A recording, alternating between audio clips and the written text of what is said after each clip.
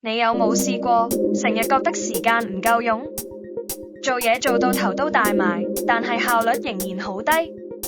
其實你唔係一個人，喺呢個資訊爆炸嘅年代，識得用啱工具先係王道。大家好，我係 AI 嬋，今日我會同大家分享3款完全免費嘅 AI 工具，幫你將工作效率提升10倍。準備好未？我哋開始啦！第一款工具叫做豆包。豆包係字節跳動推出嘅 AI 助手，功能同 ChatGPT 好似，但係有幾個獨特嘅優勢。首先，佢係完全免費嘅，唔使俾錢就可以用到最新嘅 AI 模型。第二，佢支援中文嘅能力特別強，無論係繁體定簡體，佢都應付得好好。第三，佢有一個好正嘅功能，叫做智能體，你可以自己訓練一個專屬嘅 AI 助手，幫你做特定嘅工作。咁豆包可以點樣幫到你？場景1，寫電郵。假設你要寫一封正式嘅商業電郵，但係唔知點樣開頭，你只需要同豆包講，幫我寫一封電郵，向客戶介紹我哋嘅新產品，佢就會即刻幫你生成一封專業嘅電郵草稿。場景2，整理資料。你有一大堆會議記錄，想整理成重點，將內容 copy 俾豆包，叫佢總結重點，幾秒鐘就搞掂。場景3，學習新知識。你想學派散編程，但係唔知點入手，問豆包，我想學派散，應該點開始？佢會俾你一個清晰嘅學習路線圖。豆包嘅網址係 Doubao.com， 完全免費，註冊就用得。呢個係我最推薦嘅第一款工具。第二款工具係 Notion AI。如果你本身已經用緊 Notion 嚟做筆記或者管理項目，咁 Notion AI 就係一個超強嘅升級。Notion AI 可以幫你做乜嘢？功能1，自動生成內容。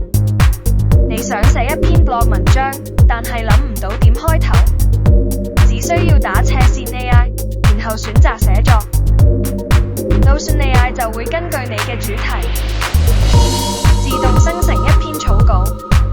功能2，整理筆記。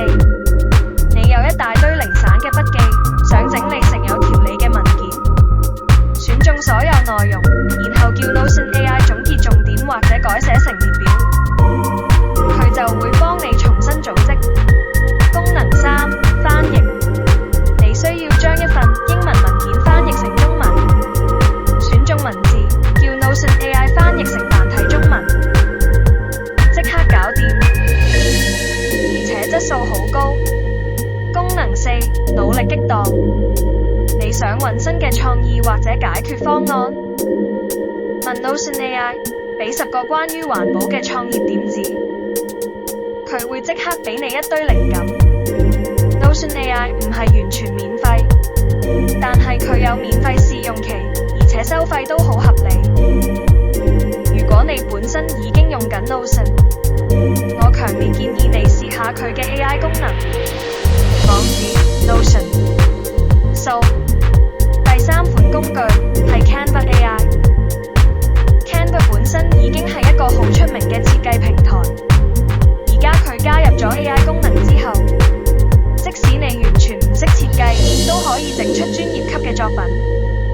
Canva AI 可以幫你做乜嘢？功能1， AI 生成圖片。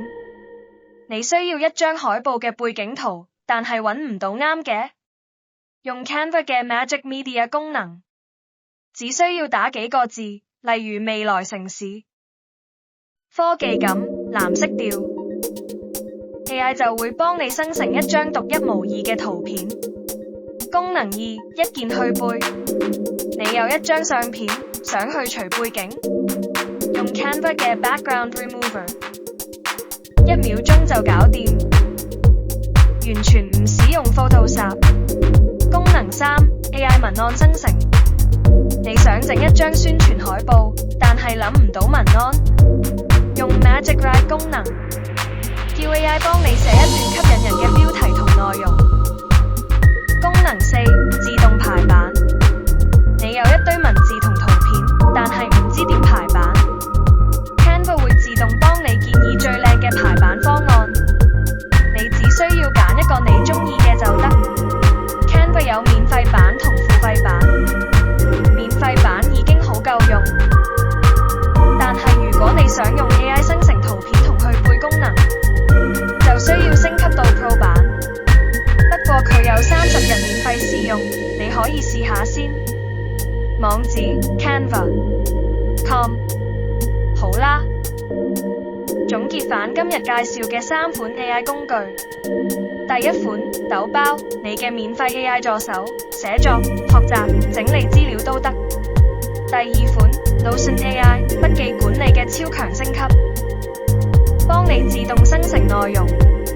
第三款，Canva AI， 設計小白都可以整出專業作品。呢3款工具全部都係免費或者有免費試用，只要你肯花少少時間去學，絕對可以將你嘅工作效率提升10倍。如果你覺得呢條片有用，記得俾個 like 同埋訂閱我哋嘅頻道 AI 禪。下一集我哋會繼續介紹更多實用嘅 AI 工具，我哋下次見。